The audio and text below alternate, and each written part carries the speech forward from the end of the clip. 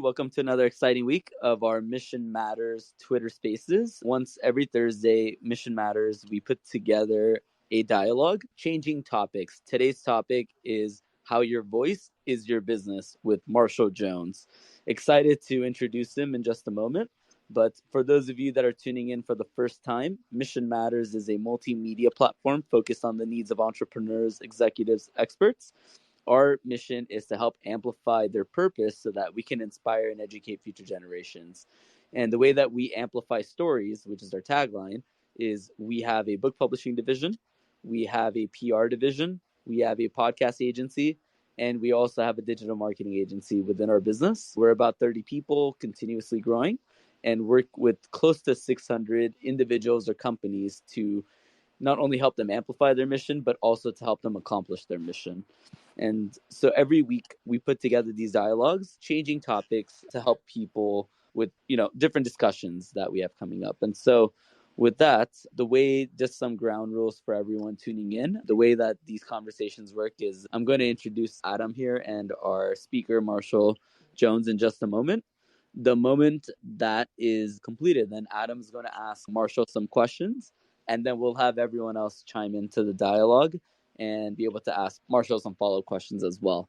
So with that, let me first introduce Marshall, our amazing guest. So for those of you tuning in, Marshall Jones is the founder of MindBodySpeak, a leading authority in vocal communication for high-stakes discussion. Marshall's techniques win negotiations, de-escalate conflicts, and acquire business relationships across multiple industries. He works with renowned speakers, industry leaders, and organizations from youth development to law enforcement.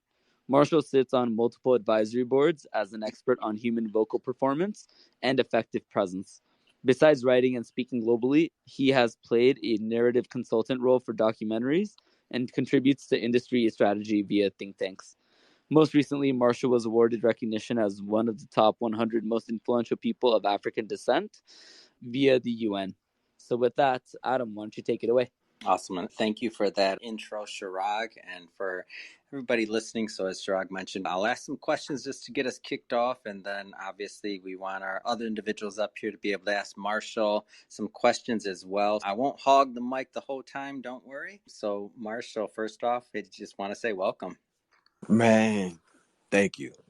It's good to be here hanging out. Yeah, you came on with that fire enthusiasm. And Chirag, thank you for that introduction. Can't wait to hear what you're about to throw at me. And it's slightly nervous, you know what I'm saying? You make me nervous, Adam. Hey, well, no, what I don't think that we're letting Chirag off the hook. Somebody told me he's supposed to be doing some beatboxing on this today. We're talking about tone, Right. we're talking about voice, right? That's right. Chirag, we got you, man. We're waiting. We're waiting. Got you. Always until everyone gets Okay. on. Well, great having you on, Marshall. And I think just to get us started here, I mean, tell us a little bit more about your company, MindBodySpeak, and really how this came about.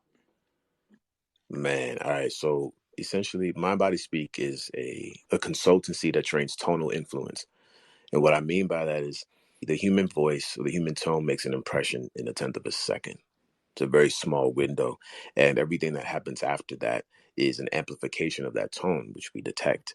And being able to monitor, modulate, and use your tone to the ends with which you want to communicate is my specialty. It began with me wanting to be a better poet. I was a slam poet and competitive, and it's a form of competitive speaking where you have to compete with four other individuals who all want the affections of strangers over the course of 3 rounds. And so, it's definitely an accelerator pitch program, if you will. And I had a much higher voice. And one of my friends, he gets on stage, and I know him. And he gets on, he's talking with a little voice. And I'm like, yo, I don't know what's going on, but I knew, I could hear, I was like, there's something about this tone, this sound that's like adding. So I said to him, I said, hey, Carvis, what's up? Shakespeare dying in your mouth. And he goes, well, I'm in acting school. And the very first thing that they train before they do any techniques is voice, because the voice is life. And that was just a germ, man. The idea, that was 2011. The voice is life.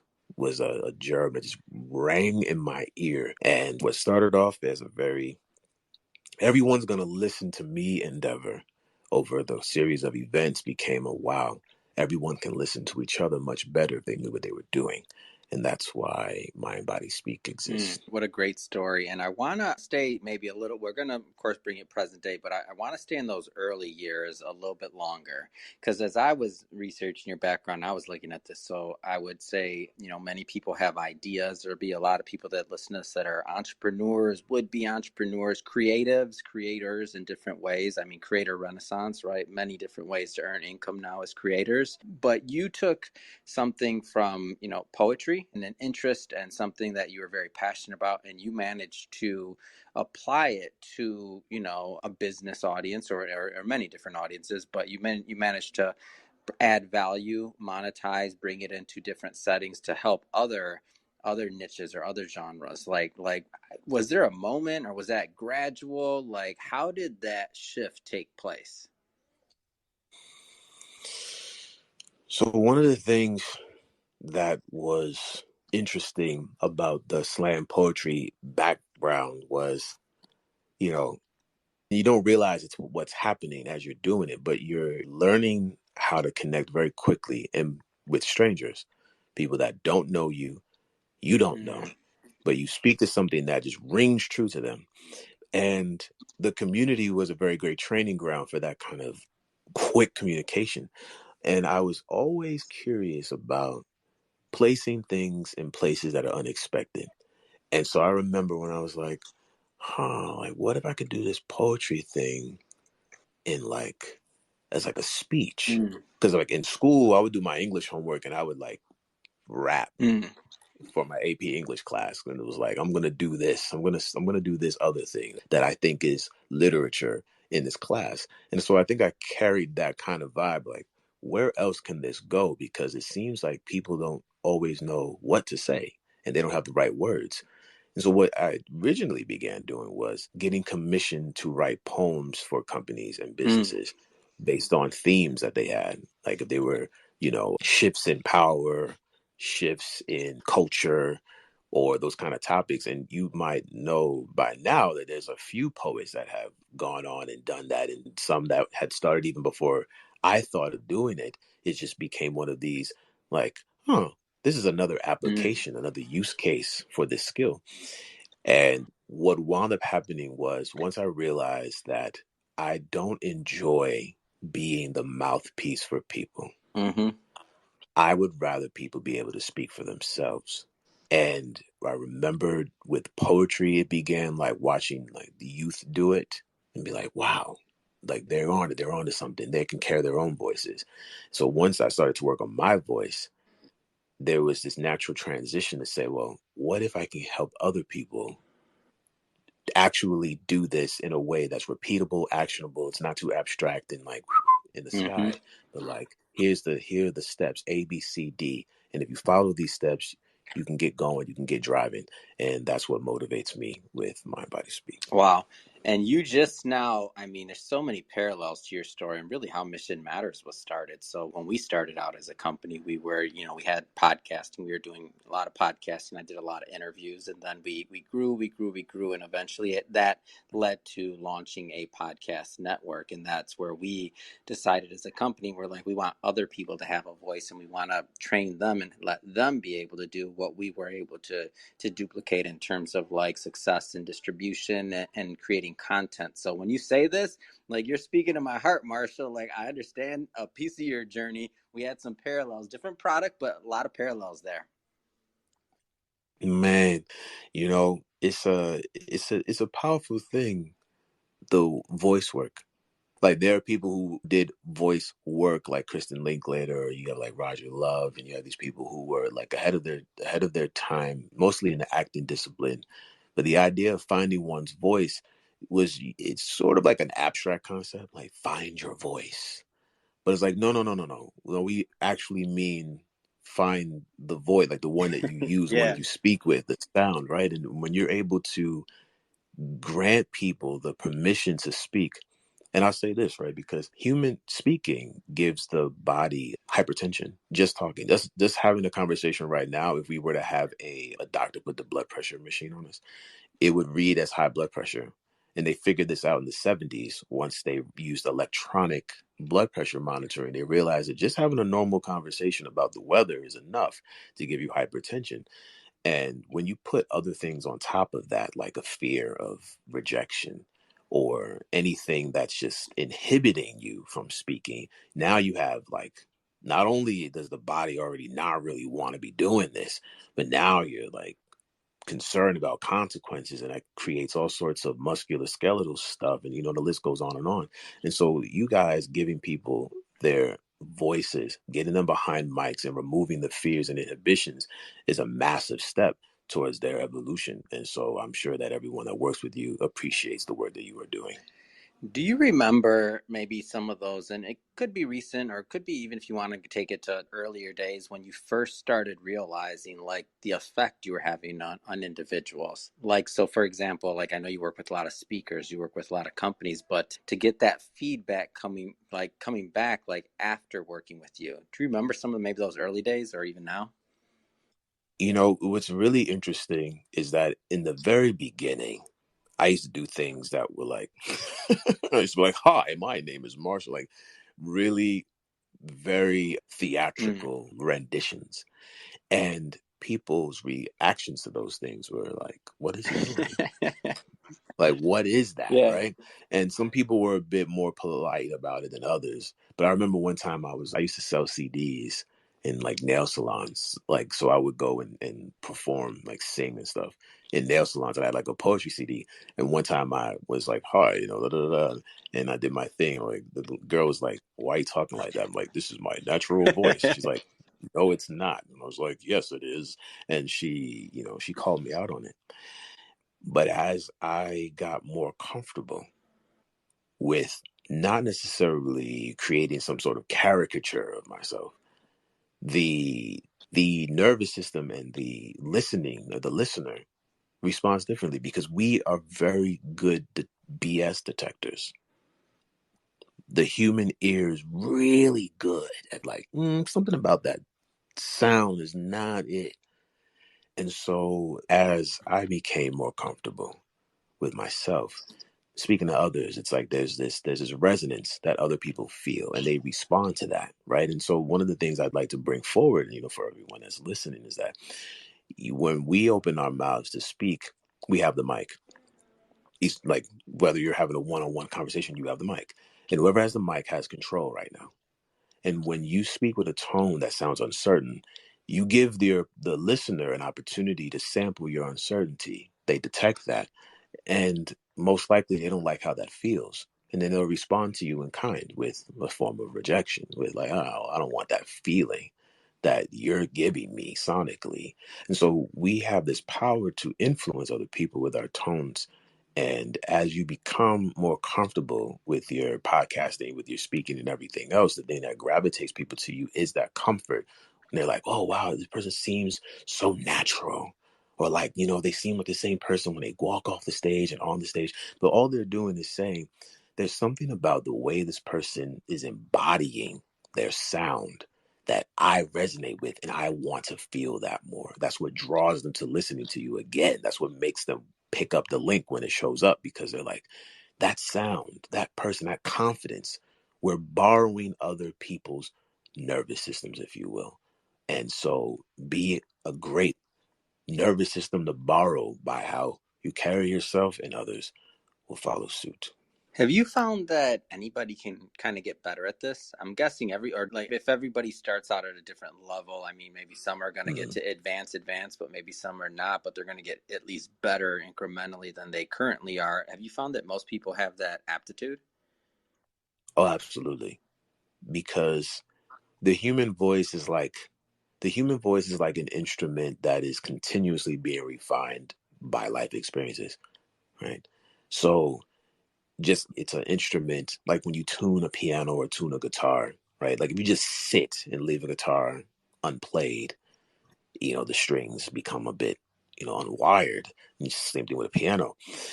Then someone comes in and tunes the thing, and then the potential becomes different. The music can come out. It's the same thing with people, except the human voice is the most complex and resilient and versatile human instrument, and it needs tuning. And so everyone can be tuned. Everyone can, figure out, well, what's going on in my body? What strings are being pulled? Because it's not just the vocal cords themselves, right? Or, even though at the neck, and there's so many muscles that pull at the area that your voice box resides in, but your entire body contributes to how you communicate. And these subtle movements, subtle habits, right? If you find them, you can eliminate them. The way that I train, at least, there are many different modalities and different people that do this kind of work and have different approaches. But mine is particularly based around the order with which we learn how to speak before we get words. And I build along that so that you can understand how the body has learned tone first, and how that tone affects how we move, how that tone affects how we feel, and how that tone affects what we communicate. And so if we can get in there and start over, really, right, one module at a time, then people sort of discover their own thing. Like everyone goes to the same program, but everyone has their own moment somewhere along the line with like, oh, okay, I can stop doing that with my body. Watch what happens. Or, oh, I can start doing this more with my body and watch what happens. So yeah, man, anybody can get it. You know what I'm saying? Anybody can learn. Anybody can get on the horse and start riding again. How have you found that business owners have gotten maybe some of the most value out of working with you in your program? Like what do they normally learn kind of going through this? So usually the business owners come when there's a problem. And I know that sounds like, well, aren't all businesses based on solving problems? Yes, but there are sometimes people who can be more proactive. Like, oh, I just want to learn a new skill. But sometimes, like there's we're having a merger and acquisition problem. We're having a retention issue because of maybe the attitude of the person in charge. Those kinds of things. And really, what everyone comes to statistically is, okay, there's something that I don't even recognize that's contributing to how I come across, that for whatever reason there was just no spotlight to say like, okay, it's this thing. Because it's not necessarily about like, you're a crappy person. Like, no. It's like you have a attitude in the body that is consistent and persistent, and it's gotten you here so far. So it's like, why would I change it, right? Like, why would I adjust? But the curiosity is that in a world that is as mobile as ours, there is this need to have a flexible strength, meaning you have to be able to switch within context, still be able to keep yourself with a certain level of integrity, but the transient kind of nature of like the internet and other people's ideals and like the cross-cultural, cross-global discussions that we have, there's this awareness that becomes more apparent in like, wow, the way that they listen to the world, the way that they listen across the table, the things that they are able to pick up in conversation that they would miss before, the opportunities to address things in a way that might have gone unaddressed because they weren't listening, if you will.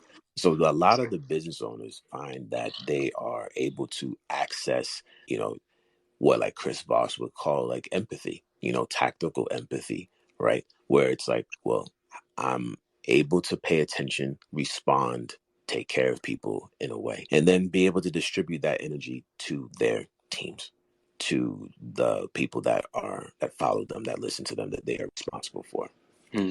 What's a timeline on something like this to get better? I'm just curious. Not saying that, I'm guessing we're all, as you said, it's an evolution and the voice is shaped by our experiences as we're moving through life. But like, how long is it before you normally find that people are starting to get it? So right out the gate, right off the bat, from the first time that we link, there is a tangible, useful things to become aware of. And so there is the ahas come quickly. However, it is an athletic endeavor just like anything else, like with the body, once you start making adjustments with the body, there's a certain persistence that's required in order for it to stick. And, the way that I train is I have people, become mindful of things, not only in their verbal conversation, but also like when they do other things. Like in Tai Chi, they say everything is Tai Chi. When you sweep, it's Tai Chi. Brush your teeth, it's Tai Chi, right? And that's the same principle here, is that you will get this as fast as you will yourself to get it, right? Like I have a 6-phase program with 8 modules over whatever time period we agree. However, there are people who I remember one guy I was working with, because I have an exercise about, the what I call the yes, no, or I don't know condition. And when we went through that exercise, he sat back and he said, and this happens often, but he said to me, at the table, I remember I wasn't allowed to not eat all of my food. And so I couldn't say no. He found that his lack of ability to say no was so rooted in the body that he was able to identify that. And from that point on, that was the first session, right? And so it really depends on what we're looking for, what the individuals are looking to address, but they will find it along the way before we're done.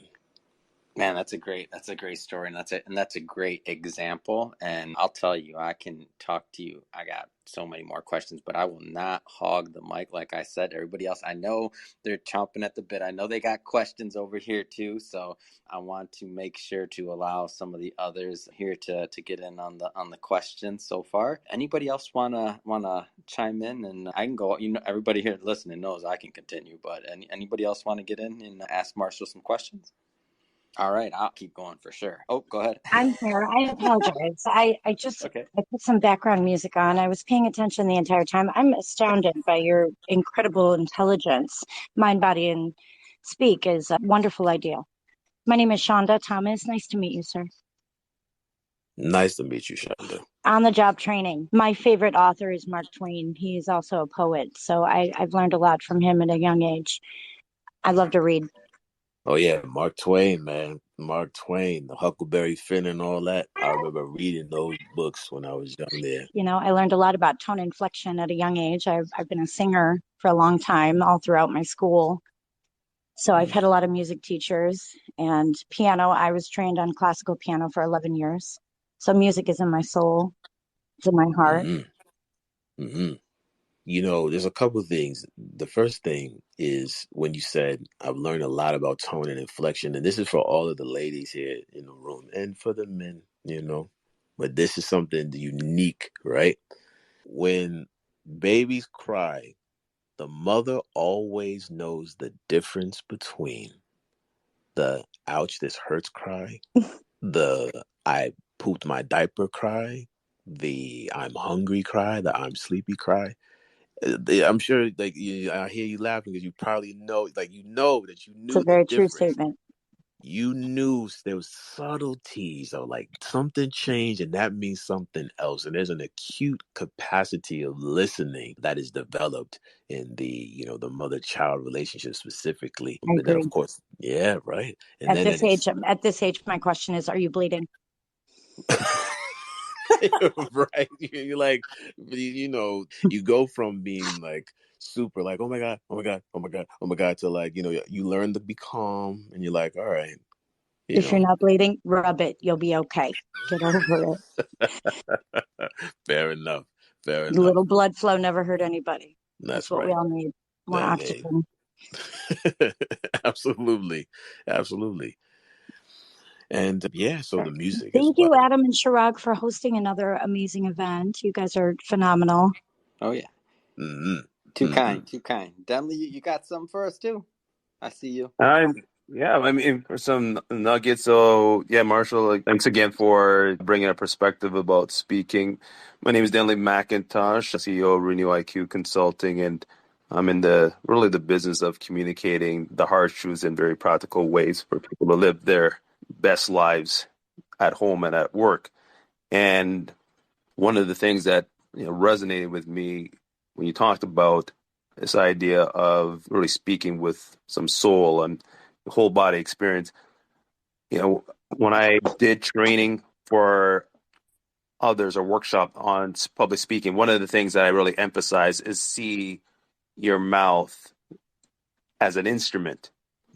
And you'd be surprised as us as English speakers, and I'm sure this is consistent with probably most people who speak languages, but speaking, really emphasizing English speakers, we really don't know where sound emanates and resonates in our mouth.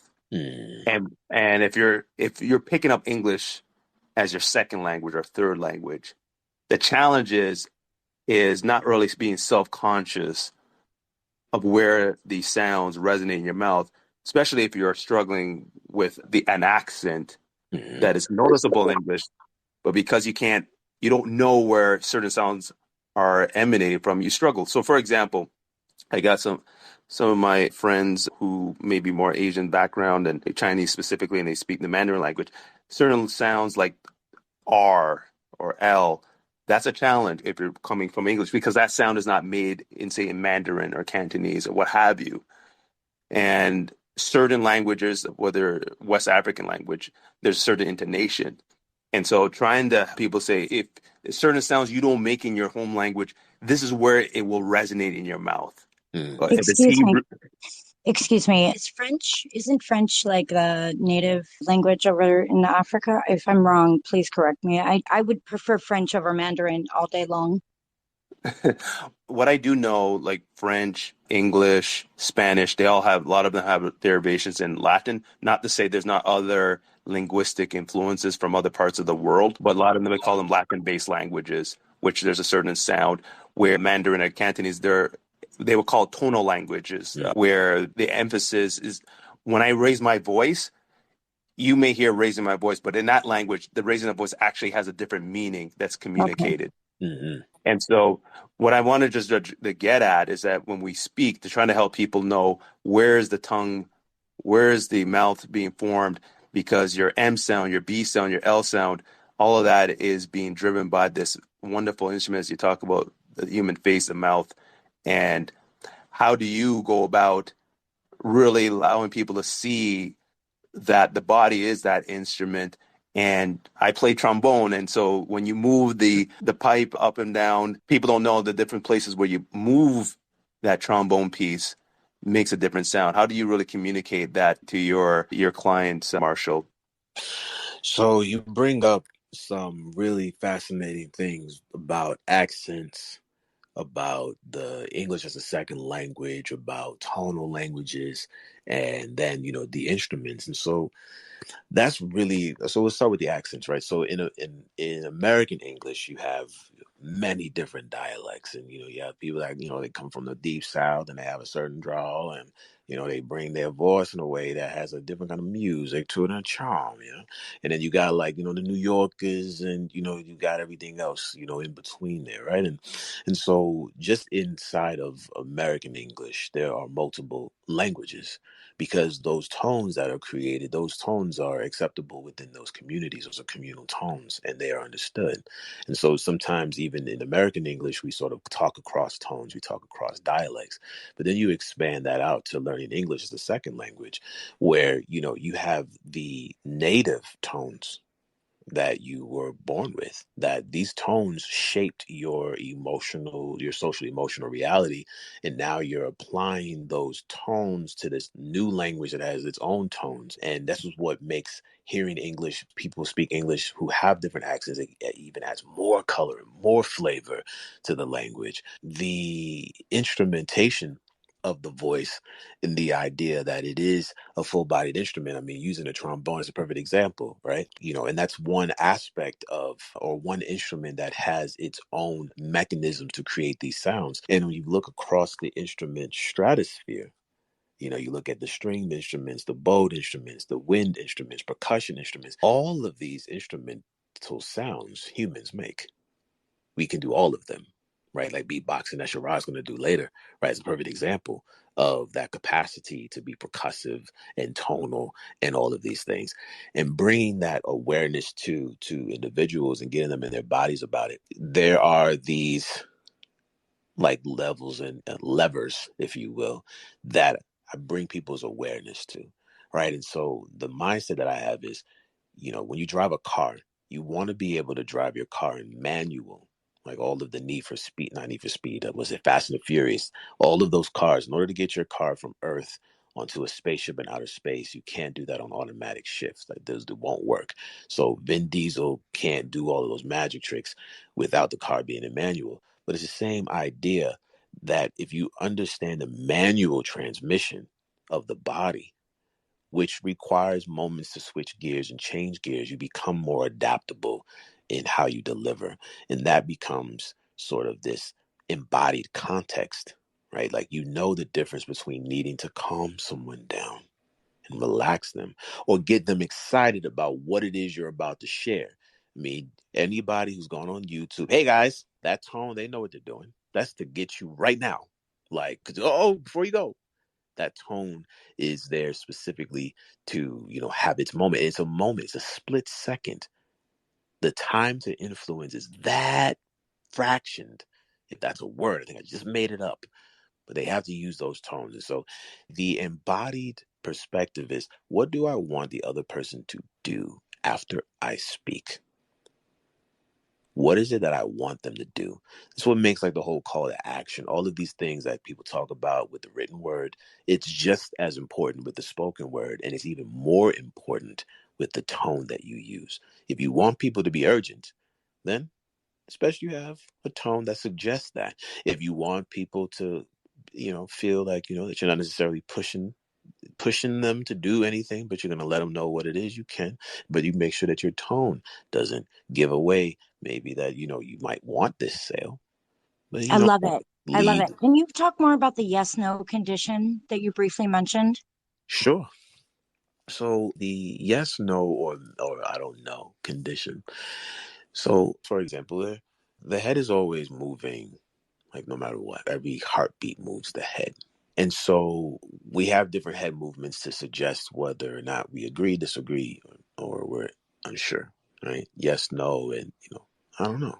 You know, you can probably feel that your head is inclined to move in a particular direction. The thing is that the body is always moving, even when you're still. Like, even if you try to be like a complete statue, you really have to work on creating complete absolute stillness in the body, because the body's always in motion. And so there are people who are saying yes with the body. So everything that they say, even their no, has a yes in it, because they're like always in that nodding condition. In fact, that's what I'm doing right now. But if I want to know immediately, even if I'm communicating something that I agree with, you can hear that I have a bit of reserve, right? I'm not necessarily as approachable right now in my tone. But if I Right. wanted to create like, I don't know. I don't know. How Maybe you not. doing? Come on Exactly. over. Let's have, come on, let's do a potluck. Yeah, all of those kinds of things, right? And so the uncertainty can be put into the body, but it's in the body first. So I have an uncertainty or curiosity. And when I bring that into the body, the voice follows. The voice will always print out the smallest fraction of how the body is communicating. And so, getting people to, for their yes to be yes and their no to be no, it's not just about the word. I think it's making them feel comfortable as well. Sure. Getting Absolutely. them to agree with you and making them feel comfortable in their own situation. From my experience, tone at a young age, because you touched on children, youth can do it. They do it freely. They have freedom of speech, Mm. which has so recently been, in my words, kind of stripped away from a lot of us. But the podcasts that have been developed are helping us to overcome that, and we will. But tone builds popularity in my experience, and it's difficult to be popular. It does build anxiety, like you referenced. Hmm. You do have, heart anxiety issues when you go on stage or you stand up in front of an audience, because it is, why do they tell people to stand up and pretend you're naked? You know, That's funny. Like, that is a curiosity. Like, what the? I'm very curious about the the puzzle of like, what is it about imagining everyone knew that they like all of a sudden you're supposed to feel so much better about being in front of them. Exactly. But Thank yeah, you. but for Well, sure. I'll let So, you continue. Thank you for your insights. They're oh, wonderful.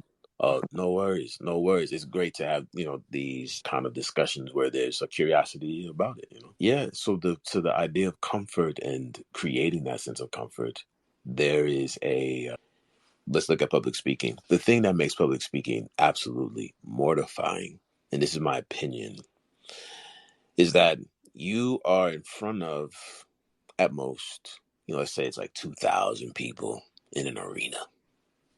There's one of you and 2,000 of them. Like if things went bad, if they all decided to become an angry mob, oof, you are severely outnumbered. And there is something I believe that in the body just kind of knows that confronting that many people and having something to say, you're like, man, you better not say the wrong thing. And that's back when, the access to so many people was actually limited to only people who, like anybody today can get in front of at least 1,000 people. Anybody can get on any device and have an audience of at least 1,000 people over the timeline of their like existence. Like, even the most rudimentary, non-used Instagram account, 1,000 people, right? So there's a whole new access, which then creates this opportunity for all 1,000 of those people to have an opinion, to have a thought about you, to agree, disagree. And if you don't have the nervous system, barriers around you, think about celebrities. Celebrities, back in the day, it's like when they went outside, ooh, forget about it.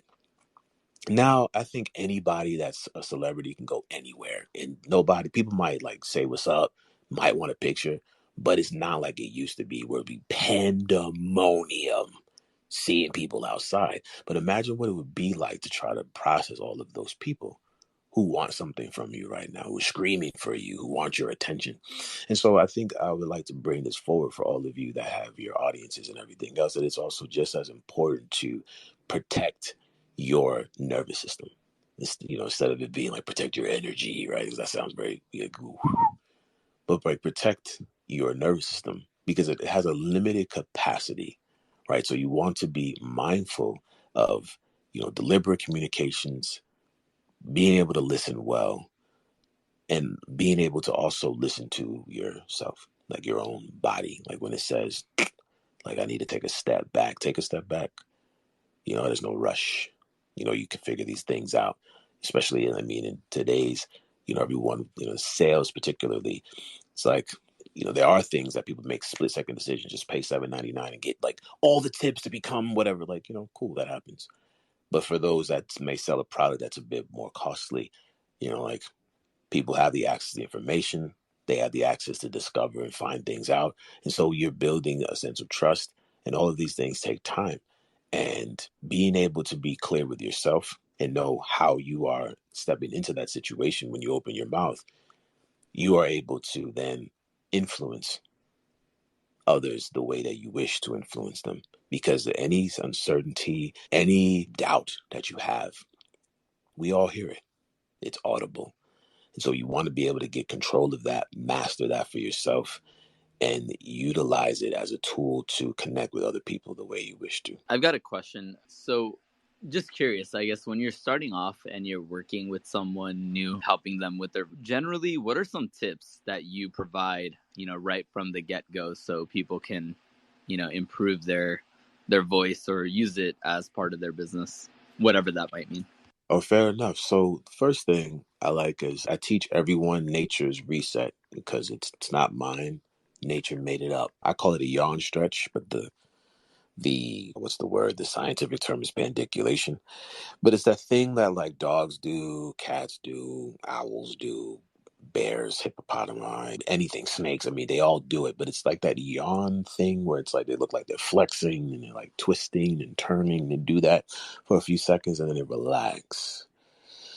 That's number one. The body needs that kind of reset roughly every 90 minutes. But most of the time, we get our first reset maybe after 90 days of working. back to back to back. And by then your body is exhausted. But every other animal in the animal kingdom does this. And for some reason, maybe when we were young, our teachers said it was rude to yawn. And so we stopped. But that movement in the whole body helps to re-energize the nervous system. It puts all of your muscles back online.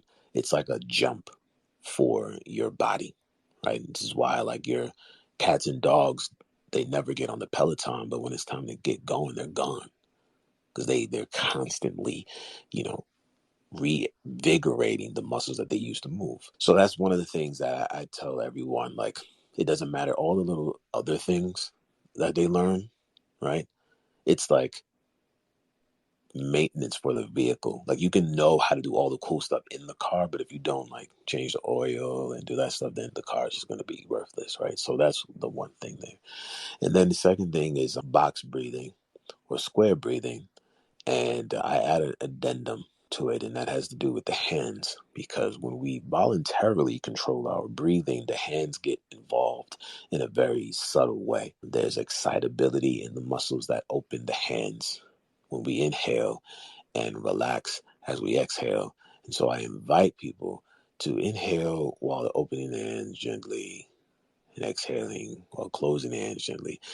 And this synchronicity, and it's really not like something that you need to do all the time or be mindful of. But when you take a moment to pull it, like, just inhale, open, exhale, close, and you set the intention to keep that in sync, that helps to control your breathing with two channels: the actual control of the breath, but also the hands, because the hands get involved.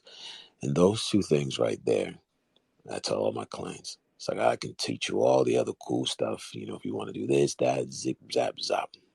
But if you don't take care of it, you don't maintain them, you're wasting your time and your money.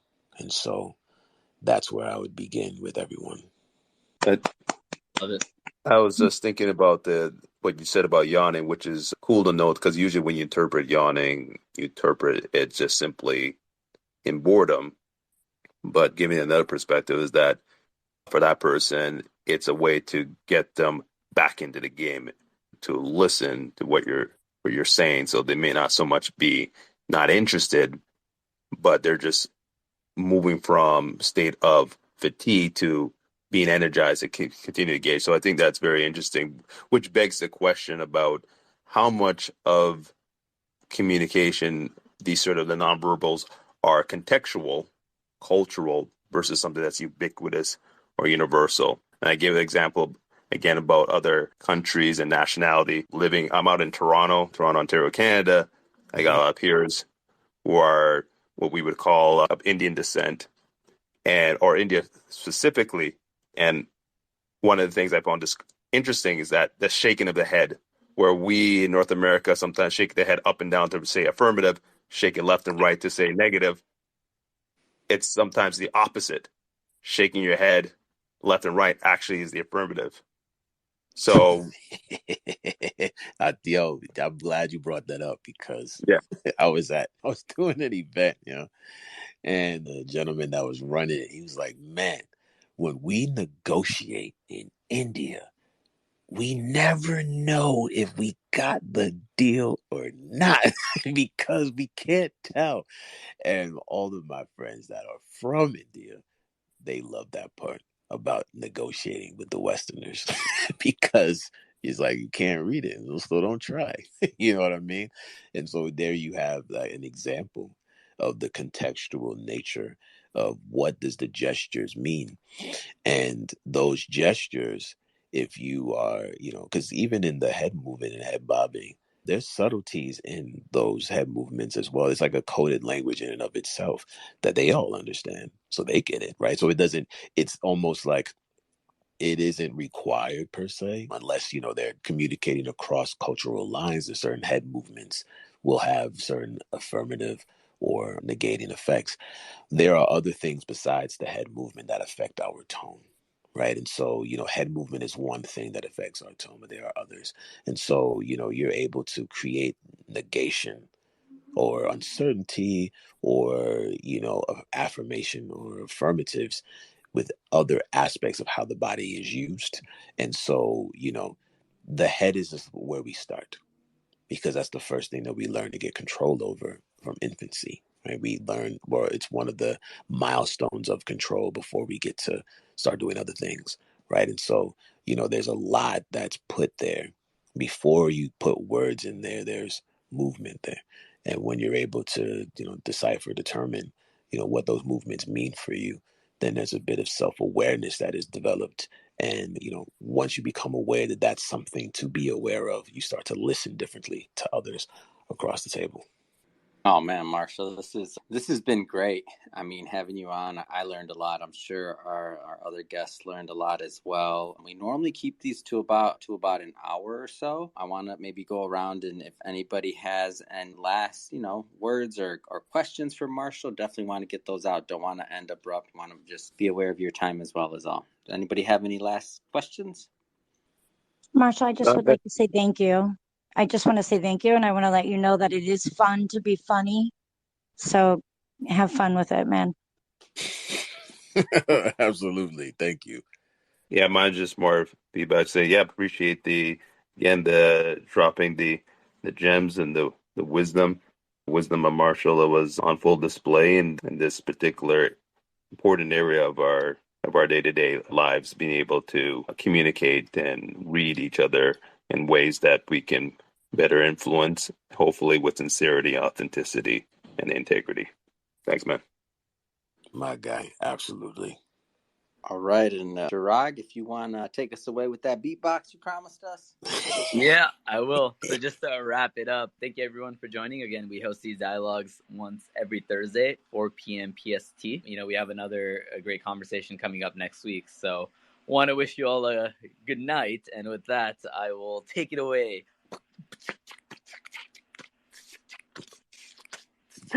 Yes, my man Chirag. My 15 seconds, he my 10 promised seconds he of was going to fame, do I came with it.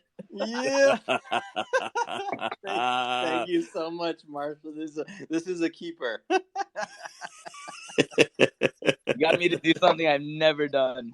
Yo, that's Lost what's on a up. recorded show. Yes. We're going to make sure they don't edit that out. Thank you. To do something you're afraid to do, and the fear of death is certain. Man. Brilliant. Well, I guess my voice is my business. Maybe one day I will become a professional beatboxer. Nope, we need you here. Mission Matters. Not happening. No, get to work. Thank you. Put on the next event. Thank you. Thank you, guys. Maybe Matt's gonna launch the Mission Matters record label. That's right. Oh my gosh, here we go. Thank you, Marshall, for starting this. Now I got to deal with this. Oh man, you're welcome, bro. You are welcome. Thanks, everyone. Appreciate everybody showing up. See everybody next Thursday. Thank you so much. See you next time. Out. Very impressive, Chirag. Well done. Adios, amigo. Bye. All right, peace. Good one. Thanks, guys.